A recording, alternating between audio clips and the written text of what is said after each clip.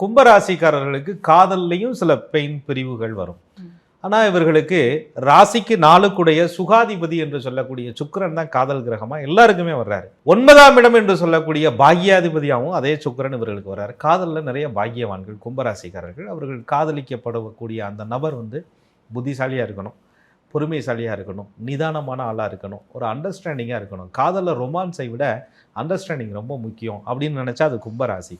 காதலில் பிரிவு வருவதற்கு முன்னாடி அந்த பிரிவு ஏன் வருது அப்படின்னு சொல்லிட்டு அனலைஸ் பண்ணி அதுக்கான கால அவகாசத்தை கொடுத்து பொறுமையோடு இருந்து அதை மீண்டும் சரிப்படுத்தக்கூடிய ஒரு எண்ணம் கும்பராசிக்கு எப்பயுமே உண்டு. கும்பராசிக்காரர்கள் ஒருத்தரை நேசிக்கிறாங்க அப்படின்னு சொன்னால் முழு மனசு, எல்லாரும் முழு மனசை கொடுத்து தான் நேசிக்க முடியும். அரை மனசை பாதியில் கொடுத்துட்டு பாதியிலே நேசிக்க முடியும். ஆனால் கும்பராசிக்காரர்களுடைய தன்மை எப்படி இருக்குன்னா, எந்த இடத்துலையுமே ஒரு 5% கூட நம்மளுடைய பேச்சு செயல் அவர்களை காயப்படுத்திடக்கூடாது அப்படின்ற உணர்வு காதலில் கூட அவர்கள் வெளிப்படுத்தத்தான் செய்வாங்க.